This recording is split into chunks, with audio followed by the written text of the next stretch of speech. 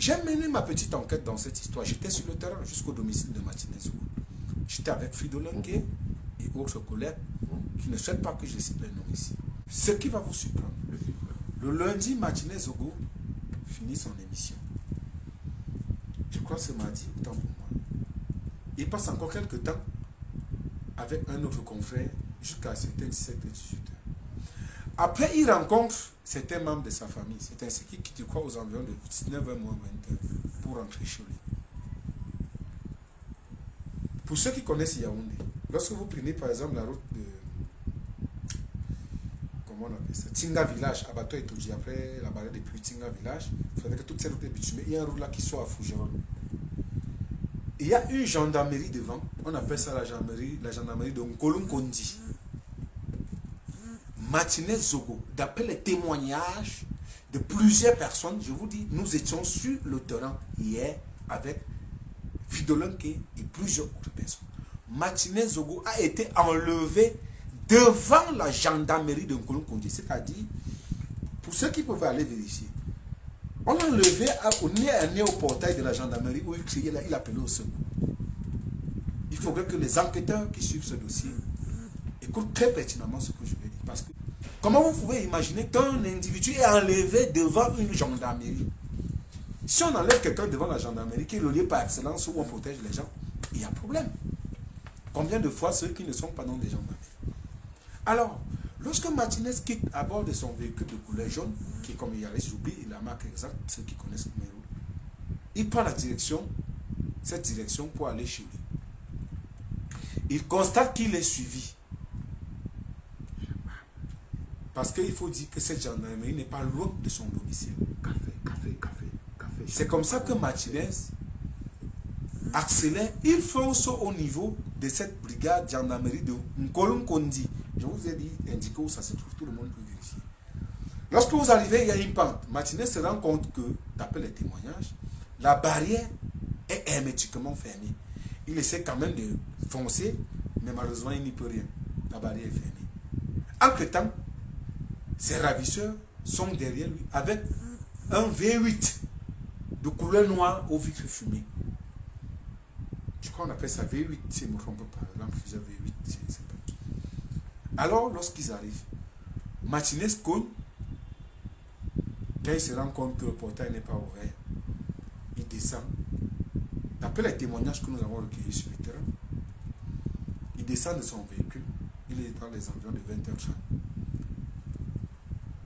La portière du véhicule le renverse. Il se lève quand même. Il essaie de courir pour aller essayer de sauter le portail. Tout en criant au secours, sauvez-moi. Au secours, sauvez-moi, ils veulent me tuer. Je souhaite que ce soit faux. Mais des témoignages indiquent qu'il y avait des gendarmes dans la gendarmerie. Pourquoi n'ont-ils pas intervenu pour sauver Martinez? Pourquoi n'ont-ils pas fait nous qu'un tir de sommation pour dissuader ses ennemis?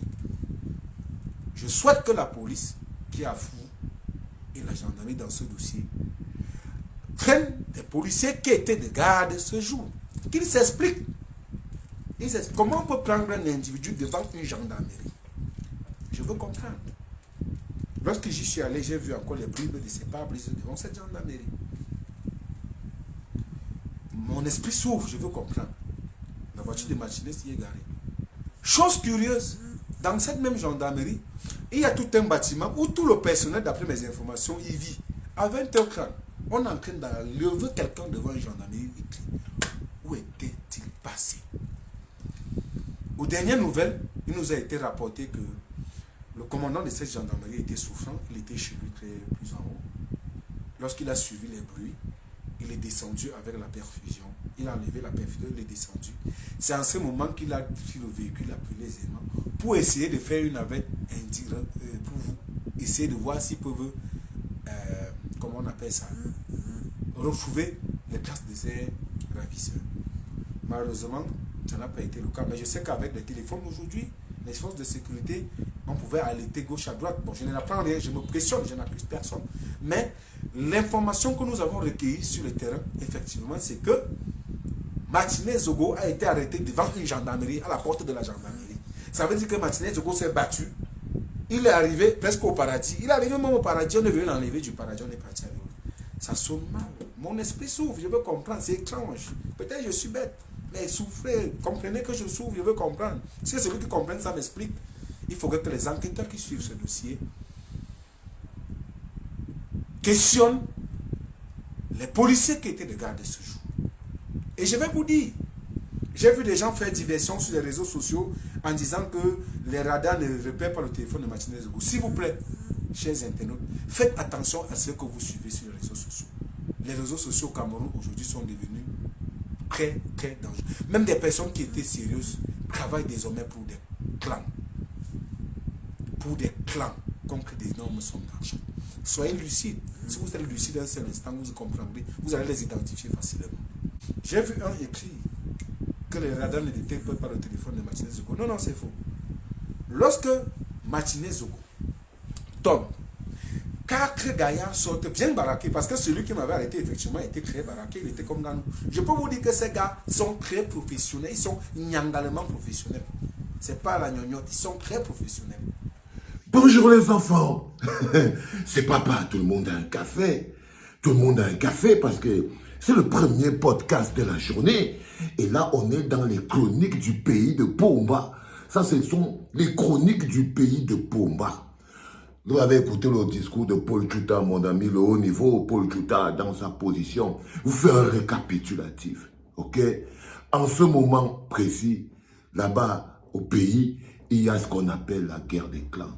Parce qu'à un moment, quand quelqu'un fait plus de 40 ans, quand tu fais 40 ans de job, 40 ans à la même place, la première chose que tu as fait, c'est que tu as détruit toute capacité d'alternance cohérente. Parce que pour faire 40 ans de pouvoir, il faut avoir la capacité de détruire toute forme de pilier sur lequel s'appuie une logique. Donc, les bonhommes, en fait, on est dans la conséquence de 40 ans de pouvoir. Donc, tout ce que les gens y parlent là, chacun met l'émotion où il veut. 40 ans de pouvoir. Martinez Zogo travaillait pour un clan. Il faut qu'on arrête de fatiguer les gens. Martinez Zogo travaillait pour un clan. Ok? Et l'autre clan l'a enlevé. Ça veut dire que ce n'est pas comme si on est en train de parler. Maintenant, les gens connaissent qui sont ces clans. J'ai entendu mon ami le haut niveau s'énerver en disant que les journalistes veulent banaliser l'histoire de Martinez Zogo parce qu'eux, ils travaillent pour un clan. Mais tout le monde est dans un clan là au pays. Vous êtes tous dans des clans. Depuis la nuit des temps, vous êtes dans des clans là-bas au pays. Pour trouver quelqu'un qui soit fondamentalement... Et je vous ai déjà dit que les clans n'existent qu'à l'intérieur de la sardine. Il y a 2 blocs. Ok? Il y a le bloc de la résistance. Il y a le bloc de la résistance. On est dans l'opposition. Le bloc de la résistance. Notre patron, c'est Moïse Kamto. Enfin, je ne sais pas. Il faut que ce soit clair. Il y a 2 blocs. La résistance d'un côté et notre patron. Le chef de notre résistance nationale s'appelle Moïse Kamto. Par exemple, c'est mon clan. Ok? Ça veut dire que quand quelque chose se passe là-bas, je regarde. C'est mon clan. De l'autre côté, il y a la conservation. C'est-à-dire qu'il y a des gens qui ont décidé que ça ne se passera jamais autrement que comme il y a 40 ans. À l'intérieur de cet autre côté-là, c'est là-bas qu'il y a les clans. Ok? Monsieur, il s'appelle comment? Monsieur Paul Tchouta. Il faut éclairer les Camerounais millimètre par millimètre. De manière précise. Ok? Et le clan de ceux qui souffrent, ceux qui n'ont pas l'eau, ceux qui n'ont pas le courant, ceux qui veulent un système électoral consensuel, ceux qui veulent qu'on ramène l'argent de la canne, ceux qui veulent qu'on ait un pays stable, qui marche, qui fonctionne, et qui souffrent pour ça. Beaucoup d'entre eux sont en prison. Et nous, on est là tous les jours à mettre les 1 franc pour que ceux qui sont en prison ne meurent pas. Voilà à quoi servent nos activités. Mais on commente aussi. Nous, on fait le commentaire, Paul Tchouta. Maintenant, on est placé, si on fait le commentaire de ce qui se passe là-bas. Et là-bas, il y a plusieurs clans. Voilà. Donc maintenant, dans la sardine, là-bas, il y a plusieurs clans. Dedans. Vous avez donc des clans que vous pouvez identifier. Et ils sont identifiés. On a un clan, par exemple, qui est contrôlé par Moutazé. Par exemple, c'est un gros clan, avec les costauds, les financiers, avec les grands bonhommes. Dedans, tu as les amoureux, tu as les gens comme ça. C'est un super gros clan. Toujours là-bas, dans leur côté, toujours du business. Toujours dans leur côté du business. Il y a aussi notre clan. Donc, quand tu as Motazé, tu as le Zomlor, tu as même le Lorenzo, tout ça là, ils sont tous là-bas, même clan. Comment? Est-ce que ça ne se voit pas? Ça se voit. Monsieur Paul Chouta, arrêtez de faire les émotifs et les pleurnicheuses. Tu veux pleurer? Et de l'autre côté, il est interdit de pleurer, hein, frère. Il est interdit de pleurer. Il faut arrêter vos conneries. De l'autre côté, vous avez un autre clan. C'est le clan, peut-être, de l'homme à la punk, voilà, avec tous ses copains. Dedans, tu as la mère Brenda, tu as les gens comme ça. Et tu as un volant au milieu qui ne sait pas où se placer. C'est le petit Francky. Tout le monde suit les... Vous suivez les primaires chez les crapules ici à la clinique, non? Est-ce que vous n'êtes pas... Je vous ai déjà tout classé, tous ces trucs. Je veux éclairer la tête de Paul Chouta pour dire à Paul Chouta que maintenant, à l'intérieur, les Sismondi, Balé, Bichoka, les Paul Chouta, les machins, trucs, tous les gens qui sont les journalistes à 2 balles du Cameroun se sont divisés à l'intérieur de cette boîte. Il y en a un qui sort de clan, le clan du Zomlor, et l'autre côté, c'est du clan de l'homme à la punk. Pourquoi tu veux nous embrouiller avec le bavardage et tout? Si ce n'était pas les clans des gens qui avaient le pouvoir, qui sont en train de lutter entre eux, tu crois qu'on pouvait enlever Martinez devant la gendarmerie? Tu crois franchement que si ce n'était pas une histoire entre les mêmes gens, les mêmes qualités, mêmes gens dans la même boîte de sardines, avec les mêmes ambitions, avec la même impunité, si ce n'était pas les mêmes frères de la même boîte, tu crois qu'on pouvait venir enlever la Zozo dans la boîte de sardines? Nous, dans notre côté, on vient, nous, on n'a pas la police. Nous, on n'a que le peuple et l'arbre de la paix et le jujube. On n'a rien d'autre. C'est pour ça que quelqu'un peut venir, il kidnappe Bibou, il faut qu'il amène. Personne ne parle. Ils ont parlé quoi? On s'est battu, on s'est débattu, nous tous. Quand on a des problèmes, on se bat avec ça, Martinez. Le type, il s'appelle comment? Le haut niveau.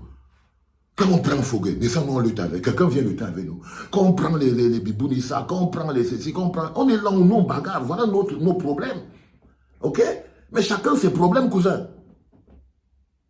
Chacun ses problèmes. Il ne faut pas venir nous fatiguer. Donc, à l'intérieur, là-bas, vous voyez très bien que pour qu'on vienne te prendre devant la gendarmerie, il faut que le clan soit institutionnel. Ok? Donc, le gars travaille pour un clan. L'autre clan le prend. Bon, pour tout à l'heure, il veut que l'on fasse quoi? Qu'on sorte pour dire non, libérer Martinez, et parler des choses à ligne 64. Je suis d'accord. Personne n'a dit que non. Il ne décriait pas les histoires de la ligne 74, 75, machin. Je vous dis que les gens sont en prison pour ça. C'est-à-dire que ce n'est pas une nouvelle réclamation. Est-ce que c'est une nouvelle réclamation? Les lignes 94, lignes 95, détournement de l'argent de la canne, Fogué, Bibounissak, Awassou, Mispa, machin, ils sont déjà en prison pour ça. Ils sont là-bas depuis, ils sont là-bas au Gongon pour ça, au Goulag. C'est ce que je veux dire, mon petit, pour le Tchouta. Non, il faut que tu sois clair et moins, il ne faut pas embrouiller les gens, il faut qu'on garde l'esprit bien sérieux. Donc, tu as ton autre clan là, hein, de l'autre côté, qui est le gros bloc avec plein de clans dedans, c'est les petits clans. C'est la cause à Nostra. C'est les petits clans là à l'intérieur. Donc, ils se font ça dû entre eux. Donc, ils se font ça dû entre eux, Polo. T'entends ce que je te dis, Polo? Et que toi, tu n'y peux rien. Tu as vu qu'ils n'ont pas besoin même de ton aide. Les clans se parlent. J'ai vu tout un communiqué de Ngongo. Quel Ngongo? J'ai vu un communiqué du ministre Sadi. Le ministre de la Communication. Il a sorti le communiqué pour un petit journaleux. Nous, on nous arrête tous les jours. Ici, lui sort plutôt le communiqué que nous, on doit être bien dans la prison. Mais là, tu vois que lui-même, il a sorti. Donc, c'est les gens qui se connaissent, ils s'arrangent, ils se dérangent, et nous, on est là, on attend seulement sur le tête pour l'élection. Ok, pour le Tchouta, c'est très important que tu comprennes ce que je suis en train de te dire pour le Tchouta. Donc, soit tu es à l'intérieur de la marmite là-bas, avec tous les journalistes qui sont soit d'un clan ou de l'autre, Sismondi, Tamba, tout le monde qui est là-bas, tout la Fiat TV, tous les gens de Vision 4, tous les liés, tous les gens que c'est les gens que vous trouvez vos camps à l'intérieur de votre business. C'est là-bas, chacun trouve son équipe là-bas, vous portez les maillots là-bas, soit tu as le maillot Zomlo, soit tu as le maillot Omar Punk. Donc quand tu parles à qui? Tu parles à nous autres qui sommes dehors, en train de regarder, en disant que qu'est-ce qui se passe? Mais il faut que ce soit clair dans vos esprits, les enfants. On n'est pas en train de faire comme si on n'est pas dans le... Non, on est dans le pratique. Et dans le pratique, c'est une histoire claire qui se passe. Ok? C'est l'homme, on est dans une logique où Martinez Zogo travaillait pour un clan. C'était un artificier, très puissant. Il avait la voix qui porte. C'était un soldat important pour son clan. C'était un soldat important. Et le clan d'en face a fait tomber un soldat important. Parce que c'est comme ça que ça fonctionne. Quand vous avez quelqu'un qui fait on cherche et on le fait. Pour déstabiliser l'équipe. Donc quand Eto enclin la surface, les gens savaient que si tu as bloqué Eto, peut-être le Barça va perdre. Mais si Eto est libre, ça y est, c'est bon, vous êtes fichu. Donc on tient toujours l'élément le plus talentueux. Ça, c'est excès de talent, c'est la performance, c'est excès de performance qui fait identifier la Zozo comme étant l'adversaire le plus féroce pour l'équipe adverse. C'est ça, il n'y a pas deux. Ok? Il n'y a pas deux. Le camp d'en face a aussi perdu les joueurs. Le camp d'en face a aussi perdu les joueurs. C'est pas comme si le camp d'en face n'avait pas perdu les joueurs. Regardez bien la toile, vous allez bien voir que le camp d'en face a perdu les joueurs aussi. Donc c'est des joueurs. Moi je vous dis, c'est des joueurs. J'ai ma famille en prison. J'ai mes gars sûrs. J'ai mes gars. Et ça, il n'y a rien qui est plus grand que ça. J'ai mes gars qui sont en prison. Ça dit que quand ils voient mes gars comme le Tché, comme Alain Foguet, comme Bibou, comme tous ces gars, moi j'ai mes gars qui sont à un endroit où ils ne devaient pas être. Donc, les gens qui dérangent les gens le matin, il ne faut pas déranger beaucoup. Il faut constater. Quand l'heure est à la lecture de l'heure, vous savez très bien qu'on ne peut que lire l'heure. Allez les enfants, long mais bon, c'est le week-end. Vous avez les méga partagés. C'était papa les enfants. Le troisième, je vous conseille le troisième podcast. Il y aura un au milieu, mais le troisième sera... Il sera... Allez, bonne journée.